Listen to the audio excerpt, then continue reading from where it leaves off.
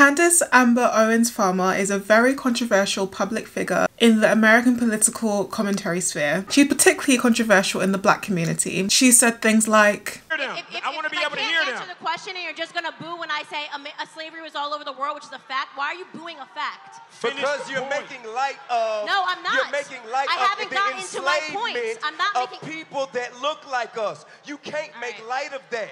That ain't nothing you breeze over. I haven't even finished the sentence. How am I making light of anything? You started with some bullshit. Okay. An extracted clip. The witness will suspend for a moment. It is not proper to refer disparagingly or to a member of the committee. The witness will not do that again. Witness may continue. Sure, even though I was called despicable. Witness may not refer to a member of the committee as stupid. I didn't refer to him as stupid. That's not what I said. That's not what I said at all.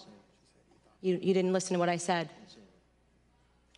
I have had lunch with the President of the United States, and I am telling you, the thing that gives me the greatest pleasure is feeding my husband, making him a sandwich. The only person that I know that has a bigger real estate empire than Al Sharpton is perhaps Black Lives Matter leaders. It should be known. Clear. We're both adults. You know, you're a grown man. No, we're definitely like Donald Trump. Reduce everything to narcissistic self-preoccupation and articulation of your. Let me finish. What you're saying here.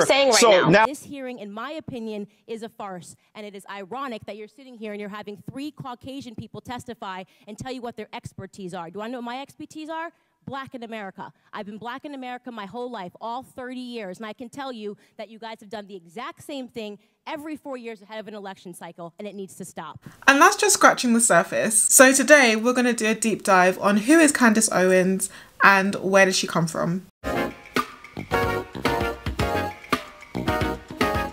Hello everyone, welcome back to my channel. My name is Joanne. How's everyone doing today? I've noticed that a lot of you are not subscribed, so you might want to do something about that. Make sure you click that subscribe button and leave a like if you like this video. If you don't, let me know about it. Candace Owens, she recently gave birth to her 2nd child and she's back and bigger than ever with her new podcast show called The Candace Owens Podcast. But that's not how I met her, and that's not how a lot of people were introduced to Candace Owens. For me, I first vaguely kind of heard about her here and there. I remember specifically watching Dear White People, and they based a very right-wing, abrasive sort of character on her, and I thought this could not be based on a real person.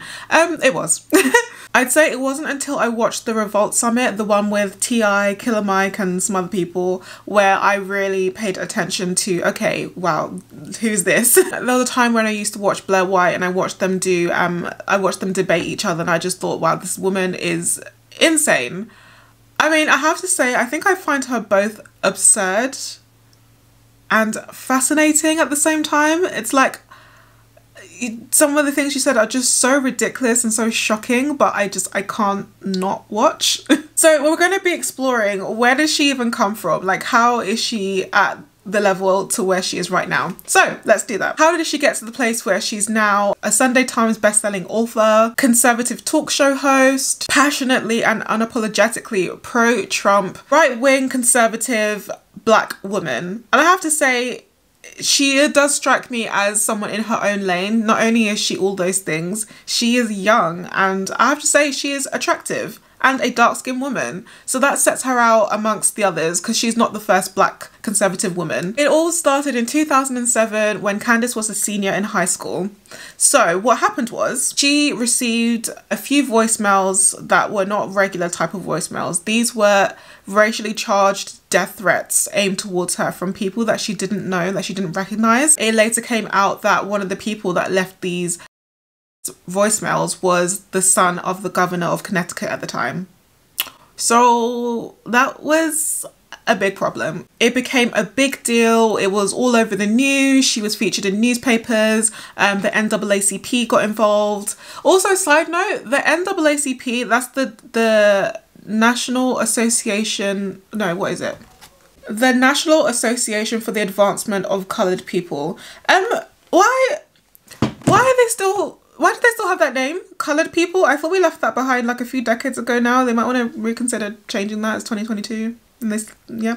Anyway, let me not get off topic. Her family ended up suing the Stanford Board of Education in federal courts, ended up with $37,500 in a settlement. And the following 5 years, Candace battles with severe anorexia. She, in her own words, said this was a way to cope with what had happened to her. It was very much like a circus show. All this attention, all this media and publicity was brought to her, and she felt very much out of control. So yeah, turning to controlling what she was eating was very much controlling things that were happening to her, just obviously in a very negative way. 2015, she was actually very anti-conservative. Like, she wasn't just a Democrat, she was very anti-conservative. She actually had a blog that posted anti-Trump rhetoric. You know, sis was even going on about Trump's man pickle for some reason. Ill. But I would say the turning point for Candace was in 2016 when she launched her own website called socialautopsy.com.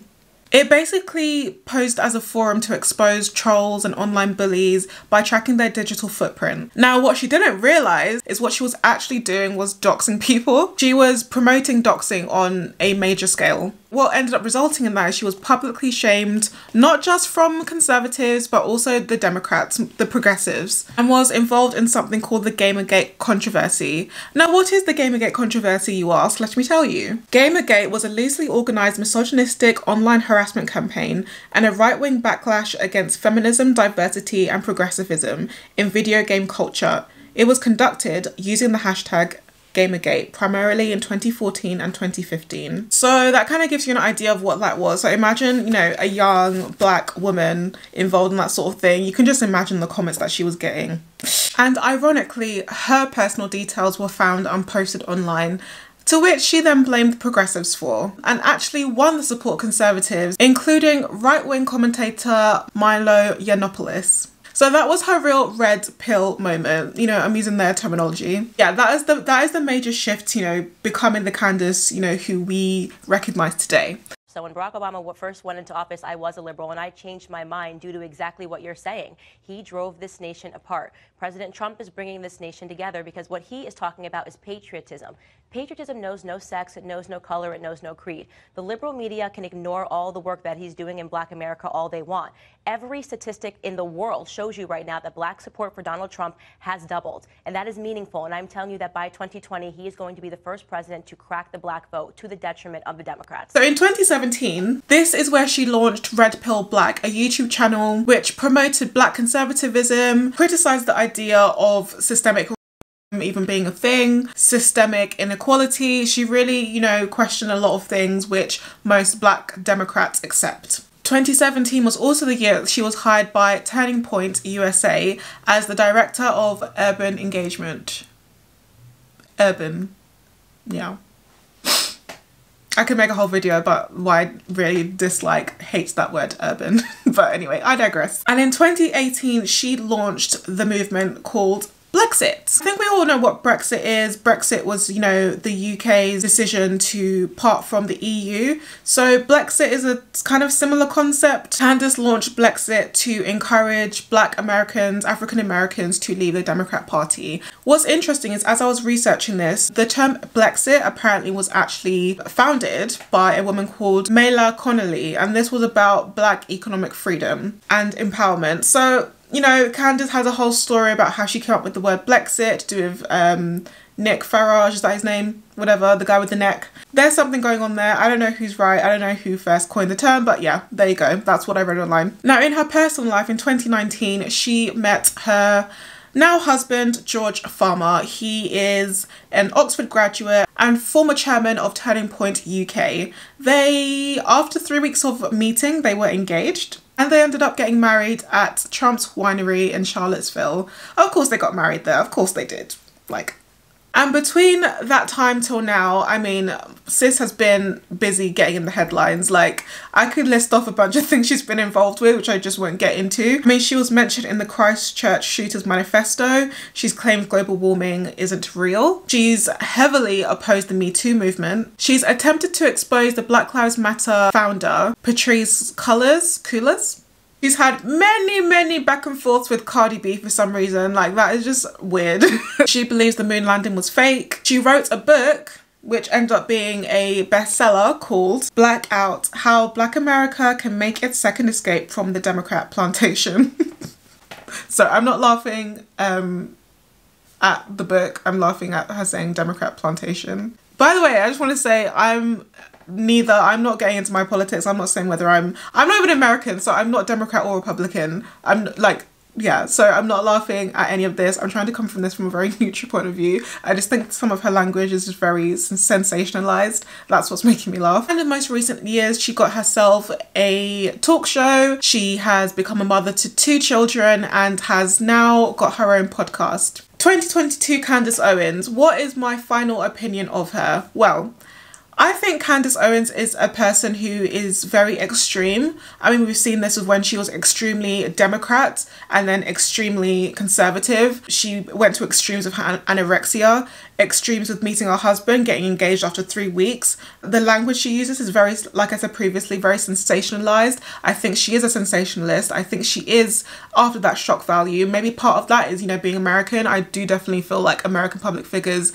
go for the shock value, but then she just pushes it that extra mile. I think her delivery is like unnecessarily abrasive. I think she is very intelligent and articulate, yet also not the most considerate in her thought process. And she could do with a bit of compassion, I have to say. Like, there are some times, as I was researching for this video, there were some times when I was watching that made me cringe, and, you know, like, some things that she says could easily be disputed. And other times I was watching things and I thought, you know, she's making a good point here. Like, I agree with some things that she says. I think her delivery is what puts a lot of people off. Her Twitter escapades as well. I'm not on Twitter again. I feel like Twitter is just a cesspool of human feces. Most people on there are there to chat absolute rubbish. She's one of those people. I don't see her spreading positivity through her Twitter. Just having a quick glance through it, I don't see anything positive there. One thing in particular that I do not like and I don't respect about her is that she definitely plays in to the of the white conservatives, okay? Because not every white conservative is racist, but there is definitely a faction. Same as white Democrats, okay? There are plenty of racist liberals, plenty of racist progressives. People were questioning her about, you know, denouncing the KKK. Why wouldn't she do that? Instead, she changes the subject to Antifa. It's like, yeah, sure, Antifa's horrible as well, but you don't want to denounce the KKK? Just find that a bit strange. I think she plays into being, you know, a white racist darling a bit too much. A lot of them will use her as the poster girl for, you know, the blackface that proves that my is justified and valid. And I would hate to be in that position, but I feel like she kind of somehow subtly embraces that, and that's what I don't like about her. I genuinely do think she cares about the black community. She obviously greatly loves her country. She, you know, stands by what she believes in. I like how no nonsense she is as well. When she is talking to someone or debating someone, she is very no nonsense, and, you know, she stands her ground. I can respect that about her, but, you know, as I said, other things, not so much. That is my deep dive on Candace Owens. Let me know your thoughts. This person is very controversial, and, you know, I was quite surprised with a lot of things I learned about her. Are there things that you didn't know about her which I covered in today's video? Has your opinion changed of her? I'm curious to know if you would check out her podcast, as she does cover some interesting things. So that's about it for today. I hope to see you guys in the next video. So deuces.